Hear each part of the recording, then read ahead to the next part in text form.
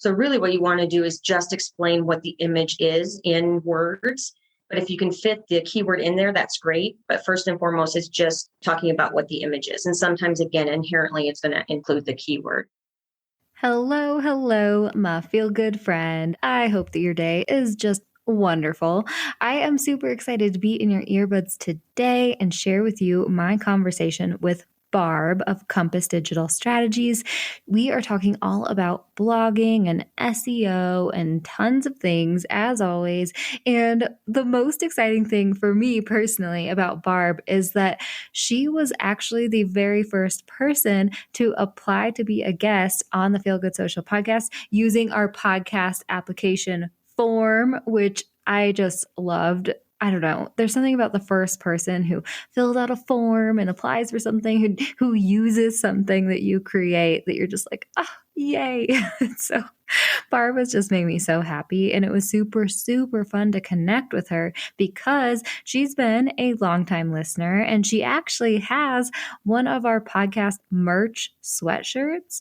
She has the one that says, "Get shit done, but also be gentle with yourself," in parentheses underneath it. And that's a fan fave, I've got to say. She said she loves her sweatshirt. I have the mug. I love it and I use it every day. And it's just really fun to connect with feel good listeners like you, to share the same merch, to share the same ideals, to chat with Barb about her favorite topic, SEO optimization, which I know we could all use some more of. So without further ado, let's go ahead and dive into today's episode.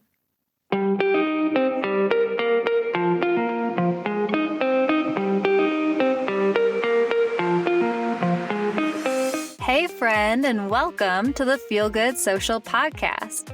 I'm your host, Kinsey, and I'm here to help you market your business in a genuine way that works without wasting your precious time. On this show, we chat about social media strategy and mindset tips with a focus on, you guessed it, feeling good. So sit back, relax, and enjoy some genuine conversation for the good of your biz. Do you know what your brand vibe is on Instagram? I have a new fun quiz that's just for you, my friend. I, of all people, know how hard it is to figure out how the heck you're supposed to translate your brand to the gram. And with this quick 7-question quiz, we will help you hone in on your brand's personality, voice, and visuals so that you can show up consistently and create content that looks beautiful and feels on brand for you. This quiz is so awesome. It's been a long time coming, and I know that you're going to have a lot of fun with it. Plus, the results will help you show up in the best way for you. If you'd like to check out our new brand vibe quiz, just head to feelgoodsocial.com/quiz. Pretty easy. Head to feelgoodsocial.com/quiz to find out what your brand's vibe is on social media and start showing up there for your brand. Hi, Barb. I am so excited to bring you on the Feel Good Social podcast, lady. Thank you so much for being here. Hey, Kinsey, thanks for having me. It's good to talk to you. Yes. Well, I did already introduce you a little bit in the intro, but I'd love to hear from you. Who are you? What do you do? And who do you serve? My name is Barb. I do SEO and I serve small businesses. So basically, I help small business owners who are doing all the crap themselves to get more website traffic. Yeah, I love that. And that is something that is totally necessary and we need to hear about, but I actually haven't chatted with a lot of people in the podcast about it. So I'm so excited to hear your best tips from you. But before we do that, I always like to ask, how did you get started in the entrepreneurship game? Like, tell us your story. All right. So let's see. How do I start it? I was a fitness photographer a couple, 3-4 years ago. And I started looking around for information on SEO and how to do my website. I've been in the digital marketing field for 20, 25 years or something like that, in corporate, working for other companies. Mm-hmm. I started my own photography business and I was trying to figure out, okay, what crap do I do next for photography specifically? And it was so confusing. I didn't know where to start or what to do. There was always a plan when I was at corporate, it was one thing. But when it came to photography, it was a little bit new. And then went to some networking groups, mostly photographers, and started working with some other ones. And they're like, yeah, I need help too. And I'm like, okay. So then I started working with a couple of photographers and then started working with my own company called Photog Marketing. So I was just going to do helping photographers do marketing. And then I started getting some people asking me outside of the photography field. And I was like, here's something. And then one day, I don't know what happened in the universe. And it was just kind of like a click. I decided I wanted to work anytime, anywhere. And I built Compass Digital Strategies. So it kind of built from there. It was a side hustle for a couple of years. And then I got fired from a job, which is, I know a lot of people's stories. And so I was like, okay, universe, I get it. I'm going on my own. And it was right in November of 2019. So before COVID and the lockdowns. And then I lost half of my clients. So that was a little scary for a while because a lot of them were in the travel industry. So, and then here I am today. Yeah, I know. What a story. That's why I always like asking people that question, because it's always kind of different, but similar in different ways and all of those things. And yeah, I feel you. I felt so bad going into COVID, moving through COVID for like certain industries and whatnot, like especially the travel stuff. How did you like navigate that? Are you working with travel people again now that we're slowly coming out of it, or what did that look like? Yes, for the most part, the ones that had to cut budget and had to let me go, they did come back. One of them came back in a little bit different manner because they didn't have quite as big of a budget, but they did want to still do some SEO. And then, when they came through, and there was a lot of articles that were coming out and people were like, you got to tell them how important it is. Like they have to do it anyway. And I'm like, you know what, people, they don't have the budget. They don't even have people coming through the door. And I understood that. So that was totally fine. Like, when they come back, they'll come back. That's fine. And then I did start working a little bit with trying to help people in the fitness industry because I kind of liked that when I was doing with fitness photography and offered some hours there for a couple of smaller businesses. But yeah, they ended up coming back. I think people realized how important organic SEO is because it's a little bit more sustainable than, let's say, paid ads, which there's a place for that. But it's kind of like it snowballs when you start getting some good organic SEO. Yeah, for sure. This is something that I need to work on. And actually, when I was interviewing Julia about the SEO stuff, I was telling her that I need to work on it still. So it's an ongoing process, guys. Yes, it is. Hopefully, Barb will be another little like kick in my booty to get that in work. Because actually, that's something that my business coach yells at me about a lot. She like preaches SEO to the whole world. She has kind of some resources for like herself ranking number one on Google for certain keywords and stuff like that. And I know how important it is. For some reason, I struggle to actually implement. So what are some of your favorite tips when it comes to like starting to improve your SEO and your website and get that snowball rolling? Yes. And it is so difficult. That's what I have found is the most difficult thing is just getting started, like finding the time. You do have to kind of put some time aside, like put it on your calendar, like make an appointment with yourself to do things. But the first thing I think that people forget or maybe miss out on is Google Analytics and Google Search Console. They're so important. And especially so like a recent person I was working with, they did a redesign and they didn't have Google Analytics before or Google Search Console before. So when they did a redesign, they lost traffic, which typically happens in some form or fashion for an undetermined amount of time. But at least if you had the data, you could figure out, okay, is it a certain page or pages that are dropping? Is it keywords? Like what did I do differently in the design that made it go so bad? So that would be like the first part, the Google Analytics and the Google Search Console. And then the blog is the big one for people that, I know it's a really difficult because people don't like to write, myself included. I have a hate-love relationship with it. So I really love it, but I really suck at it. So I'm like, it's just so painful. And it would take me like 4 to 5 hours to write one blog post. And then my editor, my copywriter, I'd have her edit it because I was trying to keep costs down in the beginning. And I'm like, okay, she was doing another 4 to 5 hours, like just basically rewriting it because it was so bad. And she always said it wasn't so bad, but I think it was.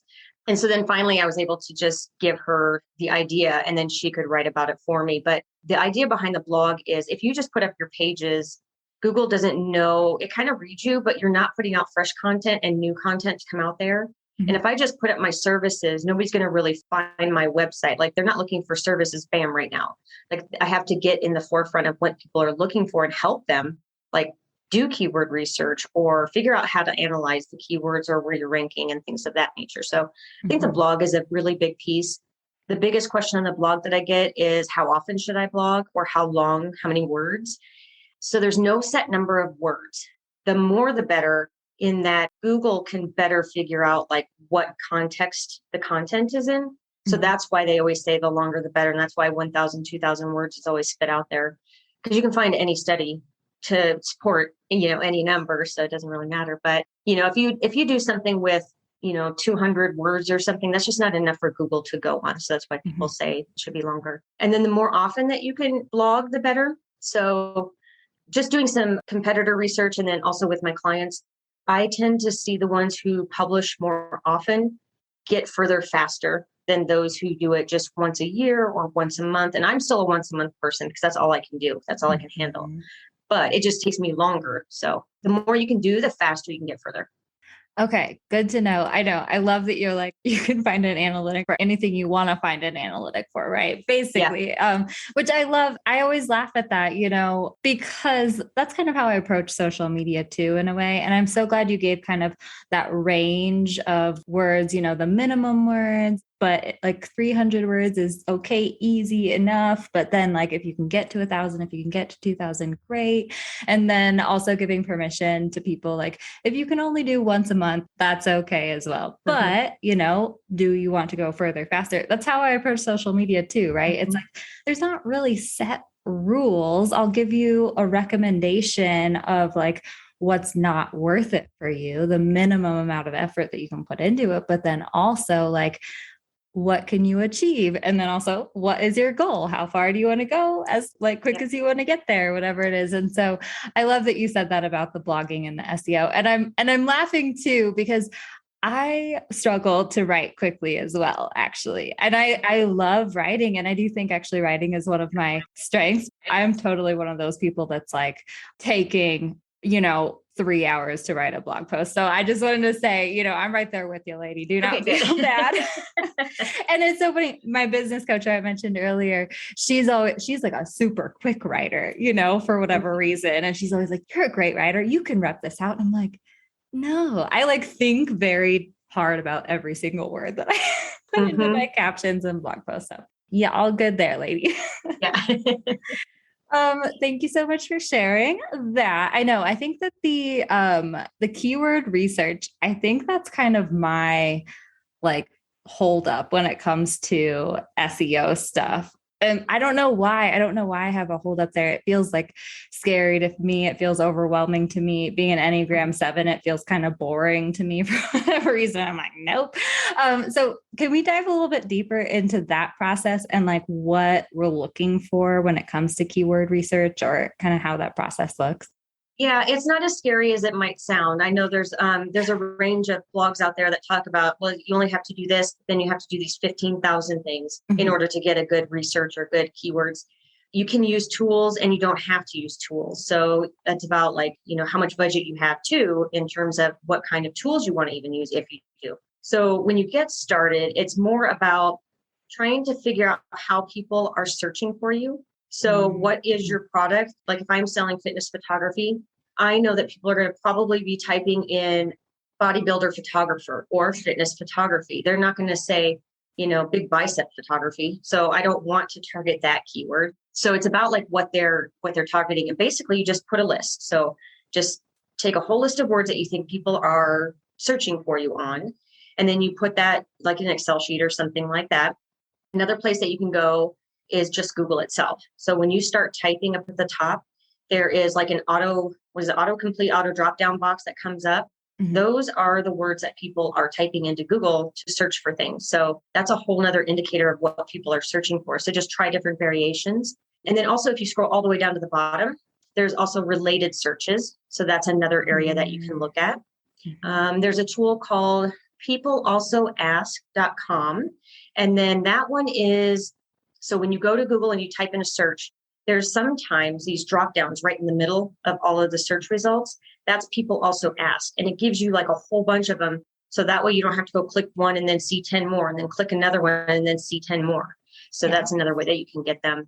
And then in terms of the next step, basically, if you wanted to, you could just start writing what feels good in terms of like the pieces that come up and thought ideas, like go find one of the keywords that you like, go type it into Google, look at the first 10 results, see what they're talking about. because then that Google is likely looking for the same type of content. So the intent of the keyword, are they looking to be in buy mode? Are they looking just to research things, that kind of thing? If you wanted to take it a step further and do some sort of analysis with it, you could get the search volume for each of those keywords and then like order them and work your way down if you wanted to. You could also add in competitiveness. So all the tools have a lot of them have competitor numbers, and some of them use like a point system. Some of them use a straight 0 to 100. Then you can kind of see, is it really tough to rank for or not as tough to rank for? Like it's a little bit easier to rank for. There's all kinds of tools. There's like SEMrush is one of them. Ahrefs is another one. Keyword Tools, I think, is another one. I recently moved to Keywords Everywhere because it's like $10 for a whole year. And it's super, super easy to use. It's like a Chrome extension. And it's really helpful because it gives me the search volume right where I type in my keyword, but also on the right-hand side, it gives me what other people are searching for and related. So like right away, I can see all the numbers. So. Okay. I'm totally one of those people who will spend $10 on something that just like gives me the information easily laid out in that way. Okay. I love that. Thank you so much for sharing that. Also, I'm laughing about the, did you know, like drop down boxes. That is like what makes me go down a Google hole every day. Like I'm always like, "Ooh, I did not know that. Ooh, there's another one. I didn't know that either." And just keeps going. So I'm laughing about that. Can we break down blog posts a little bit? Like when it comes to keywords and whatnot, like, is it important to include those keywords in like different headings or anything like that? Or does Google just like, I know Google does pretty much read the entire blog post itself, but like, do the headings matter in the hierarchy of things? Yeah, absolutely. So once you get the keywords, like what the crap do you do with them, really? Yeah. So when you put it in, let's say you have WordPress and you type in your title and then you save draft, it typically will populate the page URL for you. And so most of the time you can just leave it as it is, because most of the time your keyword is going to be your topic and inherently will be inside of your main headline, your main title. And WordPress typically considers that like a heading 1. So if you've ever seen like Word documents, you have heading 1, heading 2, heading 3. It's the exact same for web pages.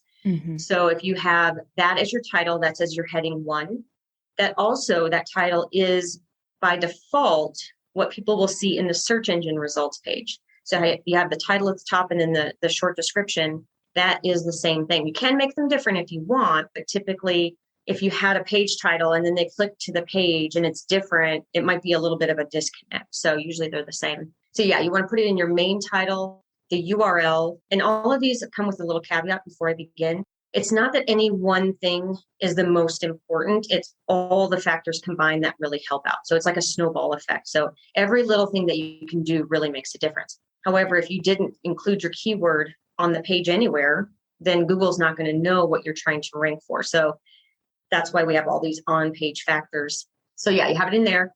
And then the general rule of thumb is to put it in the first 100 words, and then maybe every 200 to 300 words, but only as it fits naturally. So the idea though is inherently you're probably going to mention it again, but just as a kind of a guideline. And then you want to put it as part of the images.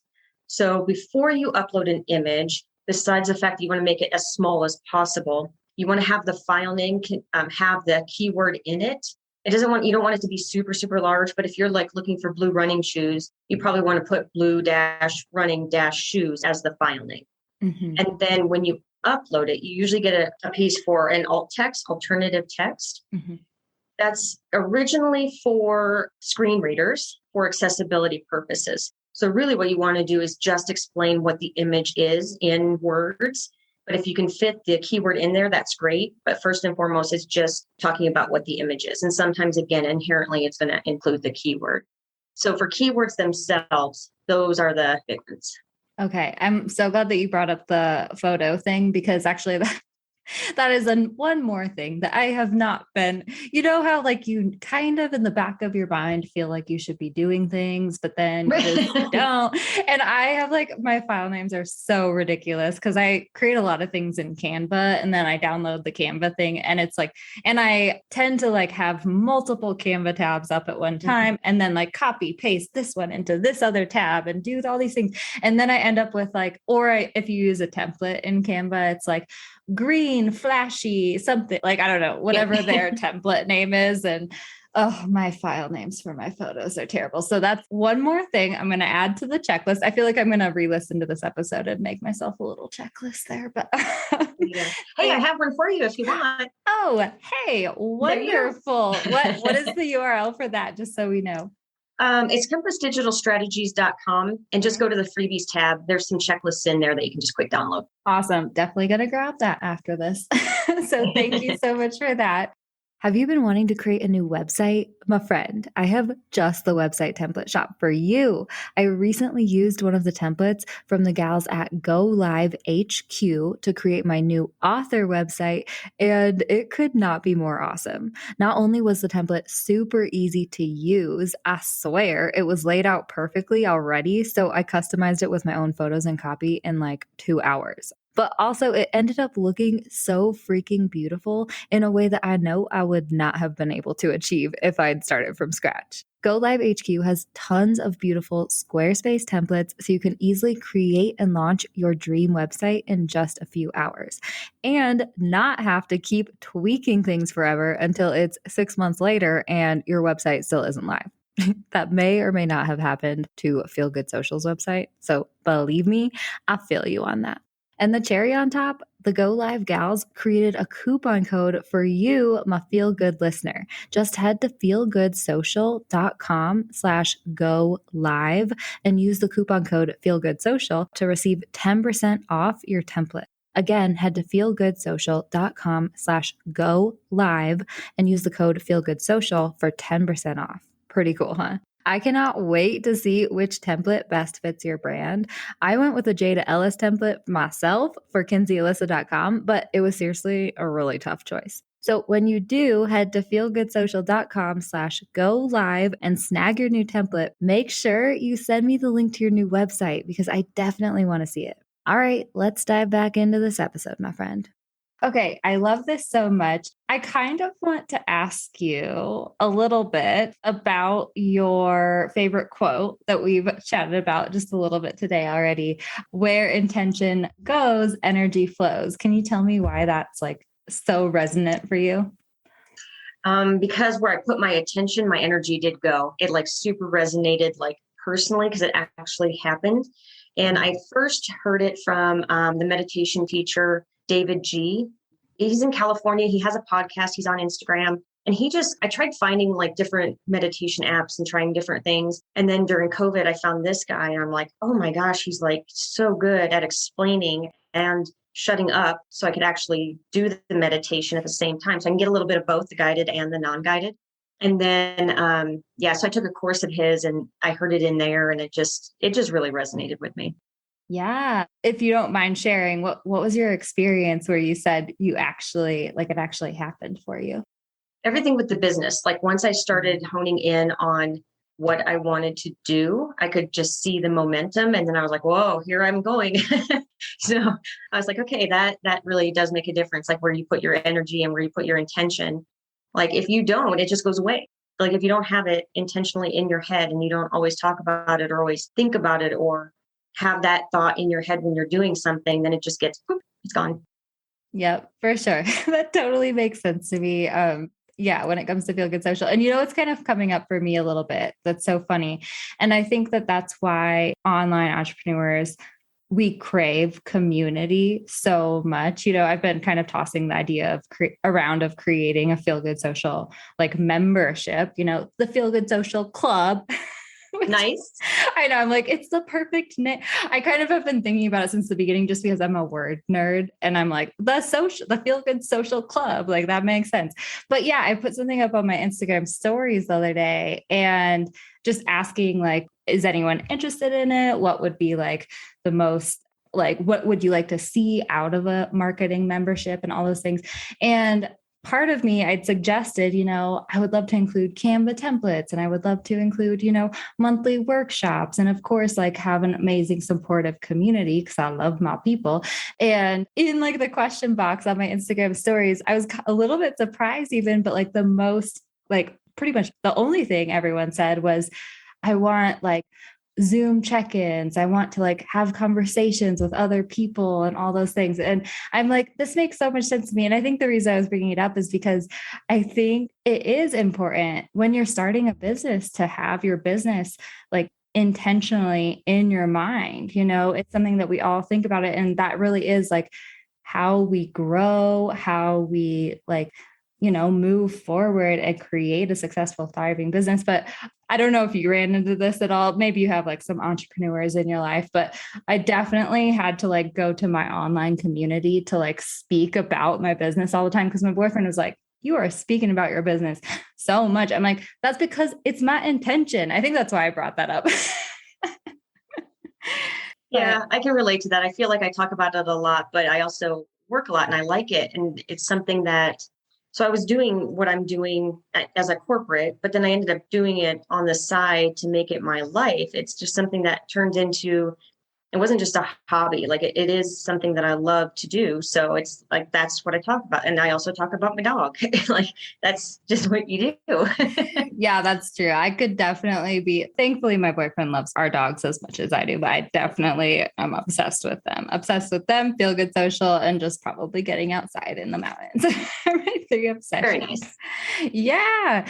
Okay, lady. Well, I always kind of like to ask people, when you were creating this business and whatnot, like what were some of the biggest struggles that you came up against? Time was the one, budget was the two. Mm-hmm. And I didn't even realize, I didn't know where I was going. So I thought I knew what I was going to be doing. And then I got more deeper into it and just learning, I don't know, just being able to dive into the different scenarios with different clients and the different scenarios of SEO and that kind of thing. But time and money was really the tough one. I think the one thing I ignored in the very beginning was marketing my own business. And that was wrong because I think I could have been so much further, so much easier, so much sooner. So I've had to let go of that, just it's okay, just let it go. But I never spent time on marketing my own business. I was always so worried about the clients and stuff like that. So I learned just recently that I can only take on so many clients. And so now I'm pivoting to some other models as well, but making sure that I go past a certain amount of hours. So that way I can spend time on my own business and do it consistently, like my email list. I was doing it kind of haphazardly and not even for a while. And now I've gotten consistent since October every single week. And it's been tough to do, but it's been very important because I think that's a good marketing method and just getting out tips and things like that. So making sure that I'm out there. And then the budget came once I was able to start building things. And then I could get like the copywriter that I have now that I didn't have in the beginning. That was probably the biggest one, especially to kick off my website, because I didn't know how to write my website and I thought it sucked. So I was like, oh, I need a copywriter for this because it's never going to get going. And copywriting is a big deal with SEO. And I felt kind of bad because I was like, oh, I can't write. How are they going to think I can do SEO? But it's a different portion of it. You do have to have some writing skills. I don't think you have to be a professional copywriter, but it certainly helps to have that skill. Yeah. Yeah. Okay. That is so, I think, relevant for our listeners because it's definitely something that a lot of us have gone through with the time and the budget thing for sure. I found that with the podcast and whatnot, like running into, I spent a full year pretty much doing everything myself for the podcast, and it was a lot. And I was beating myself up about the consistency thing too, because hearing all of those big name podcasters saying like consistency, I've never missed a week in 4 years of podcasting, all these things. I'm like, I can't miss a week. And, ended up learning the lesson of, I also don't want to kill myself editing a podcast, and so if you need to let some things go, you can let some things go. But for sure, I've also heard that so much. And I think I did run into that definitely in my first, little bit of business where it's like, we forget that we have to treat ourselves as a client. That was kind of my shift, at least when it came to marketing Feel Good Social. I kind of made that reframe, I think, of like Feel Good Social is a client of mine, right? Like, Mhm. how did you kind of shift into that, like making sure you're making time for your business and whatnot? So I use a tool called ClickUp for my clients and all my projects. And so I made a separate section just for my business and kept it that way. And then I also put a time block on my calendar. So I do it for clients as well as for my own business. Yeah. Yeah. That helped a lot. ClickUp is so awesome. And yeah, that's what I actually, that's exactly what I did was I was in over my head for like all of my clients, including myself, you know what I mean? And so I developed a system, the social map that I now teach in my online course for my clients. But then I started using that for Feel Good Social. And that's kind of, I think, how I started to treat myself as a client. And ClickUp is one of those awesome ones. I use Airtable. Have you checked that one out yet? I haven't. I am a diehard fan of ClickUp. So. Yeah, no judgment, no judgment. That's my business coach too. You guys are like the same person. Okay, wonderful. I love that so much. So thanks for sharing. Okay, I would love to ask you, how do you feel about social media? And then also, if you do have any strategies for driving traffic to websites from social media or somehow improving SEO or working it into your business. What do you think of that, lady? So social is so hard. It's so hard for me. I'm always definitely on the organic side, and it is difficult because it's still a portion of SEO, even though it's not a portion of my business, because you need to distribute your content and you need to distribute it regularly. And social is one of the ways to do that. And it's also difficult because when you put your content on social, most of the time people aren't going to get off of that platform. So you have a much smaller period of time to try and explain what you want to share or the tips you want to give. And it's difficult to get them back into your website. But I think it's just a matter of using it as distribution channel as it relates to SEO and organic. Yeah, I love that. And I love how you explain that it's not necessarily a big part of your website SEO, but it's a big part of your online SEO and whatnot. I love that kind of reframe. And I'm still waiting for Instagram to be read by Google, but I don't think it's ever going to happen. But like Instagram is my main platform, and I have so many words on Instagram. That's kind of what like made me realize, Kinsey, you can go ahead and start writing a book. That's like my project right now, is writing a book. And I've kind of been holding off for a while because I don't know, I think that there was some sort of like limiting factor where I was like, am I like an author? Like, am I really a writer? And then I had this day where I was like, how many freaking words have you written in the past 2 years for your own Instagram and all your clients' Instagram? I'm like, Kinsey, you can do this. But yeah, I'm waiting for Instagram to be read by Google, but it's not going to happen. But thank you for giving me that little, it's still creating SEO for me online and increasing my visibility.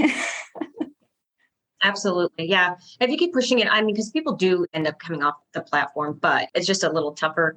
If nothing else, it's like for brand awareness, at least for if you're trying to push your content from your website and getting it out there, it builds the brand so that when they do see you on social, you're like there again, kind of. So, yeah, exactly. I love that so much. Do you work with your copywriter to like repurpose your blog content and whatnot? no, I'm very bad about that. I work with a graphic designer to build graphics to share through the socials, but I haven't gotten to the point where I'm taking pieces out quite yet. So what she does end up doing for me, it's not really repurposing, but she'll write captions for me. So because I'm so bad at it and I just don't like it, but she'll do it for the platforms that I'm on. So Instagram, Google My Business, and LinkedIn are my 3 platforms personally. So she'll write the snippets that go in there and in a way that makes sense to that platform. So they're not exactly the same across all the platforms. So it talks about the same content, but it goes directly with those platforms. So Yeah. I'd love to ask you what your experience has been on LinkedIn, or if you have any like suggestions or things you've seen as far as trends and stuff, because we haven't really chatted about LinkedIn a lot on the Feel Good Social podcast. yeah.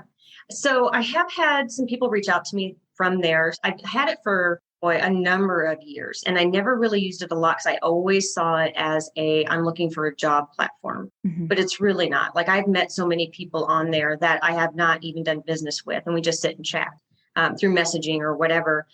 especially like in the industry. So I talked to a lot of industry people there, but I've also reconnected with previous people that I've worked with, and they've reached out and said, "Hey, now I see you do SEO. We need some help with that." So it's kind of like that. Networking is such a, I think, a terrible word, or people think it's a terrible word, but I have reframed that mindset around it to think of it as conversations with people that enjoy the same things I do or the same business things that I do. Because if I think of it as networking, I just want to gag.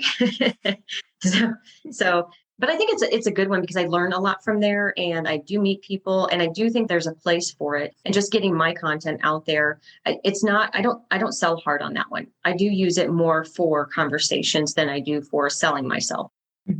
Yeah. Okay, cool. I know it's so funny when it comes to networking. The word, like, that's why I'm such a word nerd, because like the connotations behind things, it's like, what about this word is like hanging me up or making me feel like ew or whatever it is. And like, how can I reframe this so that I actually want to do it? Mm-hmm. I feel like that's what I've had to do so much about like other social things like Instagram and whatnot. Hashtags is one that I cannot reframe very well. I don't know what it is. I have like this personal vendetta. I think it's like the rebel in me. It's like, you're telling me I need to use hashtags. Like my finger comes out when I think about using hashtags. Although hashtags are increasing visibility, but who knows? Well, it does that on LinkedIn too.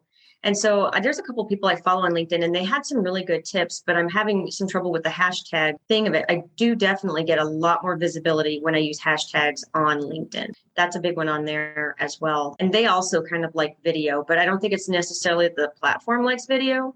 I think it's that people like video. Like they like to see people, and connect as if they were standing right in front of them. Yeah, exactly. And I think that could be applied to pretty much any social media platform at this point. Like things are leading True. toward video. Are you starting to dabble in video at all yourself, or? I am a little bit. So I have a couple of videos. There's one that goes on my thank you page. And then there's one that I think, no, it's my newsletter thank you page. And then my contact thank you page, I think is what it is. And I did put out a couple of smaller videos just specifically for LinkedIn. I'm getting ready to do reels on Instagram a little bit. I am trying to talk myself into it because I'm not a big video person. But I talked with an Instagram coach that I work with, and she helped me figure my stumbling block that I could not figure out was how to put such dry content into something that somebody would want to watch. Because SEO is so dry. Like, how in the crap do I make this at least somewhat amusing instead of, whatever? Because I'm not going up there and I'm not dancing. Like, that is not happening. So she gave me some really, really good ideas. I just have to implement them now. Yeah, awesome. Would you mind sharing any of the ideas that you have? Yeah, no problem. So there's one that's kind of like a Did You Know series. So for example, I would say, did you know? And then move my glasses to the top. This thing does this thing. And then I'd be like, I'll turn my back and then turn it around to the thing and then go into it further. So it's kind of like that cheesy news person kind of thing or something. But at least there's some movement, and it's not me just trying to type words and people reading them and stuff like that. So yeah, we'll see how it goes. I'm so excited to see these. And it's so fun. And I love hearing that too, because exactly, it's like, thank you so much for sharing like your stumbling block with this, because I think a lot of us have some sort of hang up, maybe multiple, when it comes to showing up on video. And that's so true. Like a lot of us think that what we're talking about is boring. Like, how do I share this in an interesting way? And I'm one of those people, like, I'm not necessarily a dancer either, like I have to really be in the mood to create one of those dancing videos. So I think it's so cool that you gave us permission. It doesn't have to be crazy. It doesn't have to be dorky. It can still be a reflection of who you are and like your sense of humor and your industry and all that stuff, but you can still find little ways to create movement. I love the moving of the glasses on the head, turning the chair, like creating these little transitions that will still, it's the movement that will like catch people's eye. Right. Like, and then I was interviewing an awesome ads lady, and she was talking about how her first like video ad that she created, she had the camera sideways or something. And so she posted the video and it was like all sideways. And she had people like commenting saying, girl, did you know your like that's not how your video was supposed to be, or something, like giving her tips and whatnot. But it was really fun because it firstly just like catches people's attention, right? Like just some sort of movement, some sort of intrigue, some sort of anything like that will capture people's attention. And then they'll start paying attention to it and be like, oh, this lady actually knows what she's talking about. You know what I mean? Exactly. Yeah. Oh, I love it so much. Well, thank you so much for coming on the podcast, Barb. It's been so wonderful to chat with you. I know you already shared it one time, but can you please share again how everyone can connect with you? And we'll definitely want to grab your SEO checklists. Sure. It's compassdigitalstrategies.com. Yes. And then on Instagram. At Compass Digital Strategies. I love it when it's all seamless. Right. That really helped out. But if you Google Barb Davids, I'll probably come up everywhere because my LinkedIn is out there. And I don't think there's too many Barb Davids doing SEO stuff. So that kind of worked out in my favor. Heck yeah. That's such a great name too. You know, like easy to remember, easy to spell, easy to just like Google. I love it. Well, thank you so much for coming on the show, Barb. It's been really great chatting with you. Oh, it's been really fun chatting with you, Kinsey. Thanks. How wonderful was Barb, my friend? I knew you would love her as much as I did. She was just so wonderful to connect with, and she shared so many hot tips. So definitely go check out her SEO checklist and all the things.